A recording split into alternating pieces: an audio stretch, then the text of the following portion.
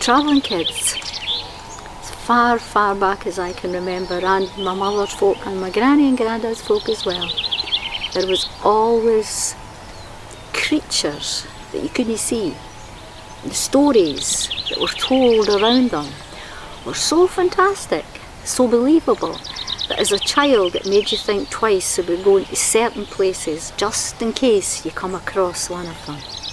And one of the ones that feature a lot in my life as a wee lassie, because we travelled to lots of areas where there was water, along the shore side, lochs, wee lochans, and there was always the fear that there was something underneath the water that was scary and would have made you absolutely disappear off the face of the earth.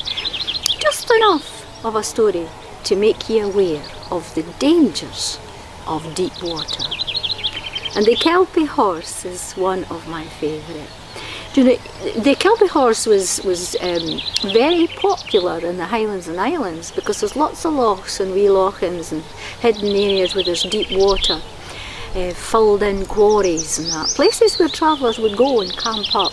So they're always aware of the fear of the Kelpie horse, just looking at them with some river grass or something.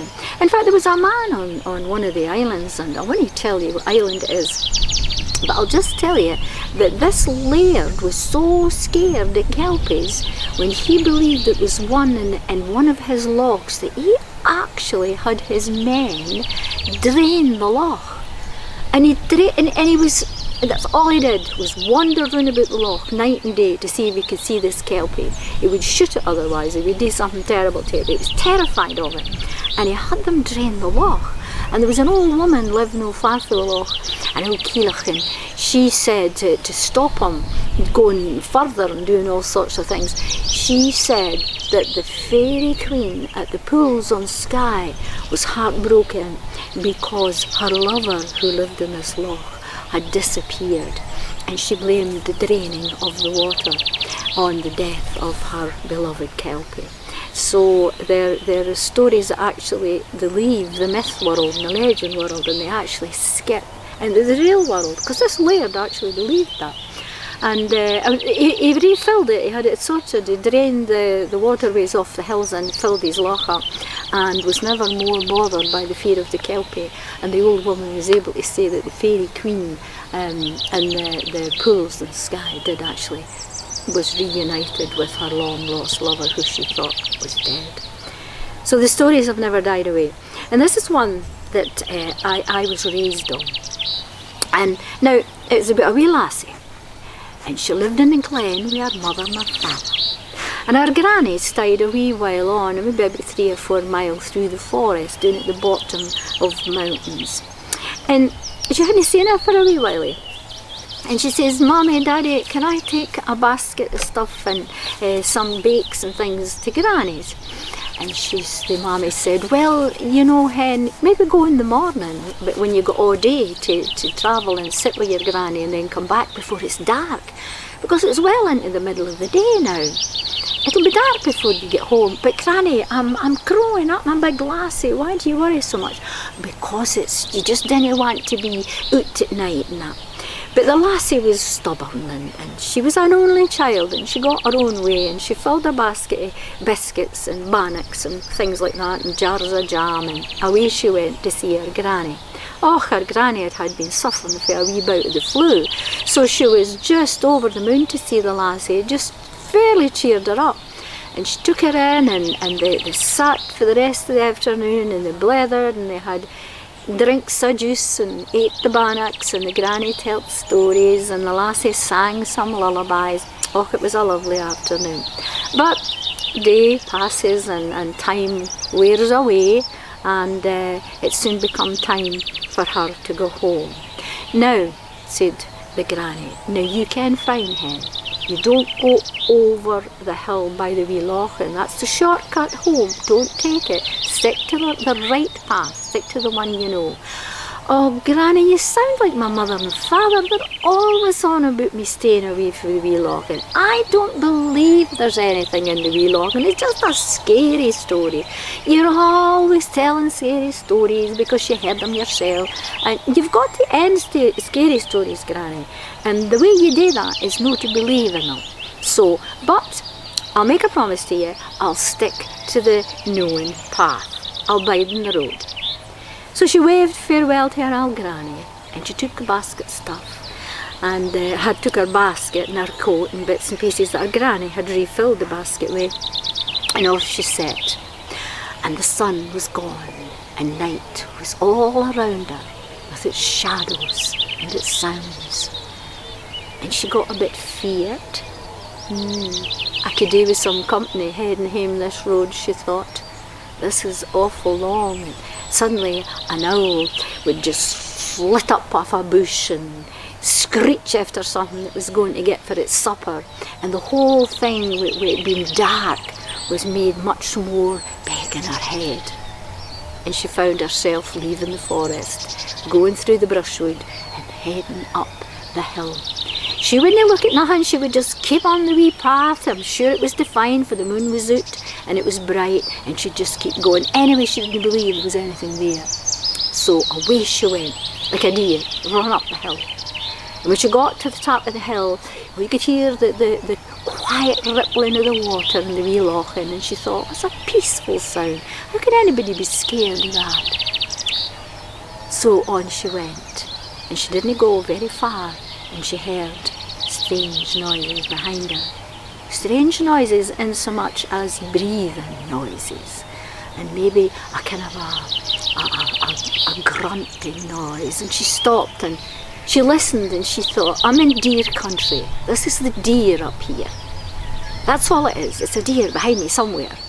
She laughed to herself, and she pulled her wee shawl tighter around her shoulders.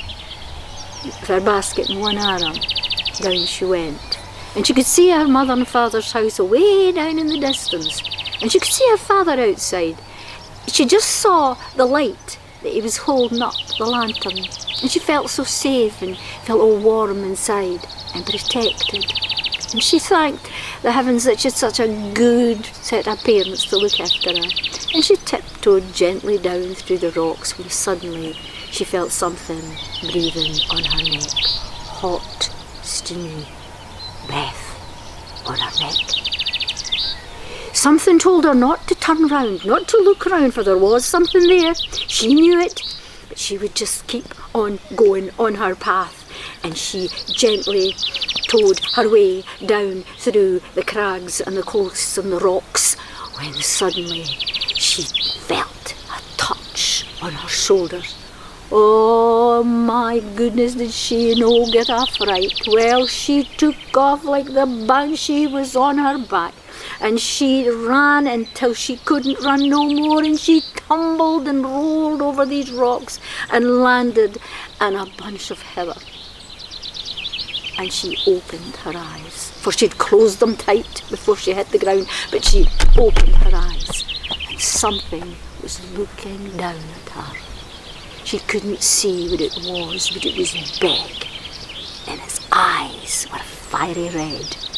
And the story she heard, never let it look you in the eye, for if it looks you in the eye, it owns you, it has your soul. But she couldn't help it. She was entranced, she was caught. Right away she was caught by the gaze of whatever this was. So she got up and she pushed herself aside it, and she says, I'm not looking at you, I'm not bothered about you, I do not believe in you, this is just my imagination. And she ran and ran and ran and ran, and thinking that it was probably an old deer, into the arms of her father. Oh, lassie, what's wrong? Into the house she went. She sat down at the fire. She was shivering with the cold, and her mother held her tight. Tell me, lassie, what did you see? What has caused this? Oh, mother, oh, father, she says, I looked into the red eyes of something. Oh, no, no, said the father, we will have to put you away from here. If we get through this night, we will have to send you away. I don't want to go away, I love it here. Just let's get through the night. And what a night it was. Screeching and squealing and the flapping of demonic wings across that toty wee cotterhouse. What a noise, what a scary night the three of them sat there holding on to each other until daylight brought the relief of sunshine to flood through the wee house. And that day they busied packing everything up that she needed, and the father put her stuff into the cart and he took her and the cart, a wee horse, away into the town where she would meet up with the main carriage, coach and horses. And she would have a few journeys that would take a few days, but they knew they had to get her as far away as possible. He and her sister lived away down in England, and that's where she went, way down to England.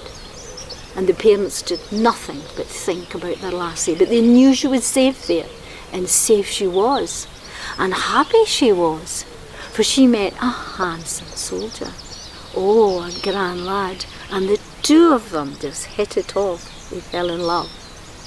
He asked her to be his wife, and she had forgotten, like a nightmare, what had happened to her. It drifted away from her head, and her body was filled, and her head was filled with love. And all she wanted more than anything else in the world was to marry her beloved soldier and move back home to the Glen of Scotland. But she had to marry there. She knew that. And off they set. And the mother, the wee church was decked with flowers, beautiful summer flowers, for it was the month of July. And everybody in the glen came in, packed in to the wee church. And it was a beautiful scene. The sun shining through the glass and the leaded windows of the church. And she stood there, beautifully dressed. Her granny sat smiling at her lassie, so proud of her. And her parents were so pleased that she was safe and well and would know the love of a fine young gentleman who stood there waiting on that word from the priest. Do you take to be your lawful wedded wife? Because it never came out. Because the doors of the church were blown off, thudded on the floor, and a great big horse, dripping with kelp, walked up the aisle, and on its back the demon himself. She could do nothing but look up at him. Everybody closed their eyes, for the power in that church that day was more power than any earthly creature had seen. And he leaned down and he picked the beautiful bride up in one arm and held her tight to his chest and guided his horse back out, and they galloped up that hill. And she was never seen again, never seen again. And to the day they died, her parents would take turns of taking the wee boat out to Milwaukee, looking for her, calling her name. But she was never seen again. So the Kelpie, in my story, took away the beauty of the Glen.